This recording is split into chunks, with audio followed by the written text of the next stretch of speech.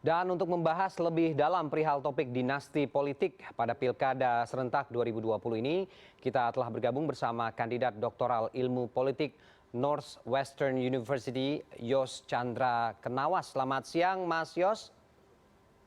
Selamat siang, Mas. Ya, terima Terima kasih kasih. sudah mengundang saya. Ya, terima kasih juga sudah bergabung dengan kita. Mas Yos, menarik juga di setiap pemilu begitu ya, dinasti politik ini menjadi topik yang sepertinya sulit dipisahkan begitu, khususnya dengan pencalonan sejumlah calon-calon yang akan ikut dalam kontestasi. Paling tidak ada 3 naga katanya catatan di tahun ini di Pilkada serentak ini akan bertarung begitu. Narasinya ada yang menganggap ini soal etis tidak etis, ada soal sentralisasi kekuasaan, privilege begitu, bahkan ke arah nepotisme. Bagaimana kemudian Mas Yos kita bisa memahami sesuai konteksnya?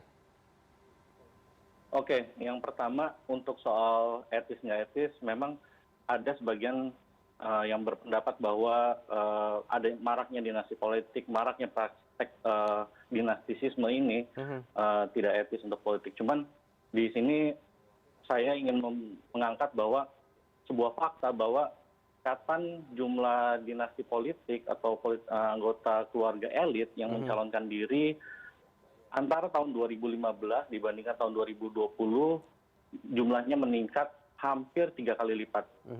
Kalau tahun 2015 itu ada 52 kandidat yang terafiliasi dengan keluarga politik tertentu, pada tahun ini jumlahnya meningkat hingga 146. Artinya apa di sini? Artinya yang pertama, pool atau akses masyarakat, orang untuk merebut kekuasaan melalui jalur pemilu itu semakin terbatas dan mengerucut kepada orang dengan latar belakang tertentu. Bisa jadi ketua partai atau bisa jadi penguasa partai lokal, bisa juga memiliki afiliasi dengan keluarga tertentu, keluarga berpengaruh, atau misalkan pengusaha dan biasanya lagi yang masuk kemudian sekda. Kita berharap di awal demokrasi pool atau akses masuk ke dalam politik ini terbuka semakin luas buat orang dari berbagai kalangan. Cuman tren dalam 10 tahun terakhir menunjukkan poolnya sumber supply elitnya makin terbatas, kayak gitu, Mas.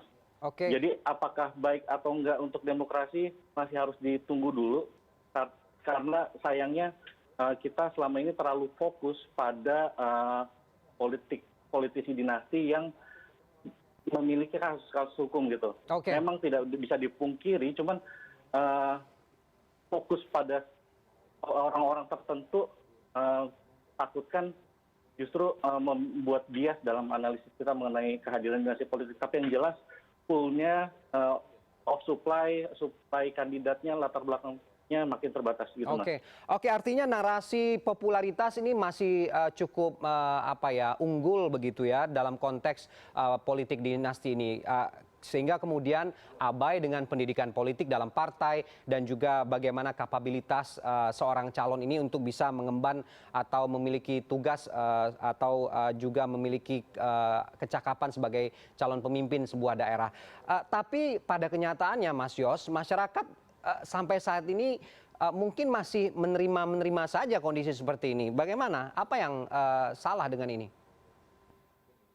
Sebenarnya yang salah dengan masyarakat, karena masyarakat itu memilih berdasarkan apa yang ditawarkan oleh elit gitu. Permasalahannya option yang ditawarkan kepada masyarakat ini semakin terbatas. Di sisi supply melalui partai politik semakin banyak calon-calon yang terafiliasi dengan elit partai politik atau elit politik yang sudah mapan gitu. Di sisi lain, kalau ada calon yang ingin masuk melalui jalur independen, persyaratannya terlalu berat untuk saat ini. Semakin sulit untuk calon independen bergabung dalam pilkada gitu, karena persyaratannya terlalu tinggi. Yang kita pengen adalah semakin banyak option, semakin banyak pilihan bagi masyarakat, sehingga masyarakat semakin punya pilihan yang lebih luas untuk memilih siapa yang mereka ingin pilih gitu. Jadi saat masyarakat hanya menjalankan hak konstitusionalnya gitu, memilih, karena harus diakuin juga nggak semua dinasti ini punya dampak buruk gitu.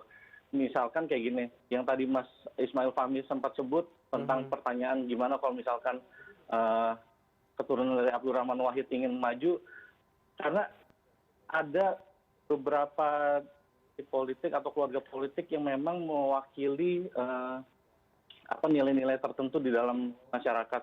Cuman sayangnya jumlah keluarga yang seperti ini, jumlah anggota dinasti politik yang seperti ini masih sangat sedikit per hari ini, Mas.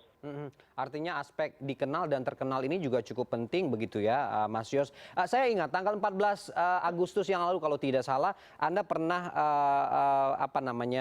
mencuitkan bahwa semua akan dinasti pada waktunya. Ini maknanya apa, Mas Yos? Jadi gini, dinasti politik ini, merebaknya dinasti politik ini harus dipahami juga sebagai sebuah respons rasional. Saya tidak bilang etikal, saya tidak bilang ini sebuah respons yang etis, tapi ini adalah sebuah respons yang rasional dari politisi. Karena apa? Karena politisi pada dasarnya ingin berkuasa selama mungkin, sepanjang mungkin. Saat dia menabrak ketentuan-ketentuan di dalam konstitusi, dalam undang-undang, yakni dibatasi 2 periode, maka opsi rasional berikutnya adalah mempromosikan seseorang yang dia percaya untuk maju menggantikan posisinya setelah dia menjabat 2 periode. Dan siapa yang paling dipercaya oleh para politisi? Salah satunya dan mungkin yang paling mereka bisa pegang komitmennya adalah anggota keluarga. Bisa istri, bisa anak, bisa kakak, bisa adik, atau bahkan di beberapa kasus besan gitu. Cuman memang kalau situasi ini berlangsung terus-menerus dan kita lihat pertumbuhannya dari satu cycle pemilu 2015 ke 2020 naik hampir 3 kali lipat, saya khawatir nanti semakin banyak politisi yang saat ini mungkin belum selesai 2 periode, nanti di pemilu berikutnya akan mencalonkan keluarga-keluarganya juga gitu. Jadi yang saya takutkan mereka lagi-lagi suplai elit itu hanya akan datang dari keluarga yang itu juga. Apakah buruk? Permasalahannya sejauh ini dampak yang diperlihatkan oleh dinasti politik masih belum terlalu baik, Mas. Artinya kita harus coba cari akal gimana mereka punya insentif lebih supaya mereka bisa membuktikan. Misalkan kalau dulu Pak Jokowi bisa menaikkan PAD 2 kali lipat dalam waktu 2 tahun, 5 tahun, Mas Gibran diharapkan nanti misalkan terpilih dalam pilkada ini bisa perform lebih gitu. Jadi harus membuktikan lebih dari apa yang sudah dilakukan oleh pendahulunya. Seperti itu, Mas. Anda artinya juga mengamini pendapat publik bahwa potensi abuse of power ini akan terjadi, bahkan nepotisme juga masih terus berlangsung dalam konteks dinasti politik ini yang berlangsung, Mas Yos? Iya, masalahnya saringan itu dari dalam partai juga sudah sangat cacat, Mas, prosesnya. Gimana kita di dalam partai, gimana seorang kader yang membangun karir politiknya selama 2 dekade, selama 3 dekade, harus mengalah terhadap anggota keluarga elit tertentu yang baru masuk partai 1 tahun, 2 tahun belakangan sebelum pilkada gitu. Jadi ini memang kalau ada yang bilang, ya kan nanti masyarakat masih ada peluang kalah dalam pilkada, cuman permasalahannya adalah saringan pertamanya itu yang belum adil buat orang untuk ikut dalam pilkada gitu. Dan apakah kental akan nepotisme, kekeluargaan gitu, jelas kental kesan itu gitu. Dan memiliki nama keluarga tertentu, berasal dari keluarga tertentu bukan sebuah dosa.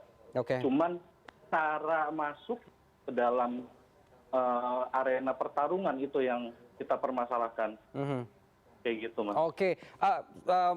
Mas Yus, apa yang kemudian bisa dilakukan untuk memenuhi semua kriteria di masyarakat? Kalau kemudian aspek popularitas, aspek privilege dan juga aspek pada dukungan dari orang-orang penting begini masih terus berlanjut, ada figur kuat di belakang, apalagi yang paling penting, Mas? Karena kalau tidak ada sesuatu yang bisa merubah situasi seperti ini, mungkin masyarakat akan berpikir bahwa tidak usah saja ada pilkada seperti ini, penunjukan langsung karena akan buang-buang anggaran begitu. Bagaimana memahami ini? Ya, yang bisa dilakukan masyarakat dan ini yang paling penting karena dagingnya demokrasi itu bukan hanya saat pemilihan. Dagingnya demokrasi itu akan sangat diperlukan, rohnya sangat diperlukan justru setelah pemilihan.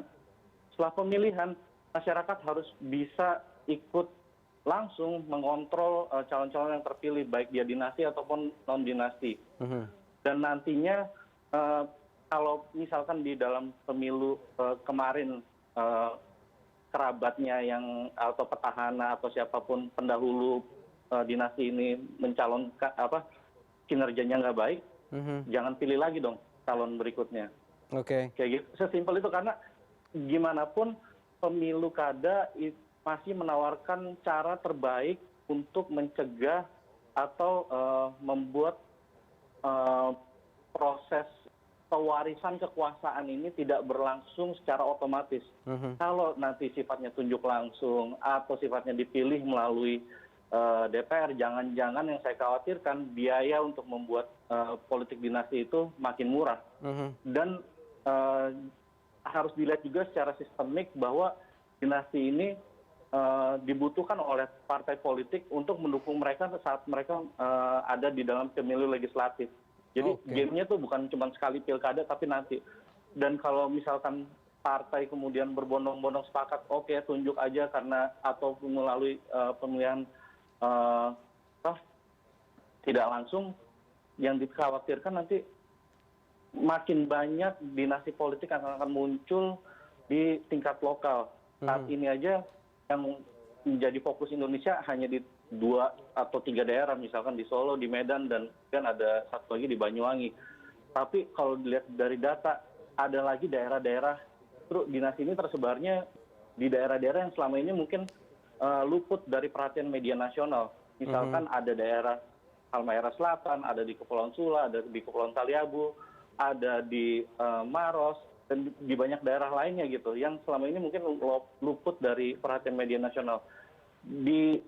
Kalau misalkan kita ubah sistem pemilihannya bukan lagi pilkada, saya takutkan nggak ada lagi papan untuk masyarakat mempunyai atau menentukan alternatif pilihannya. Karena data yang saya miliki juga menunjukkan, oke, ada 117 dinasti yang menang dari tahun 2015 sampai 2018, tapi ada 86 lagi yang kalah.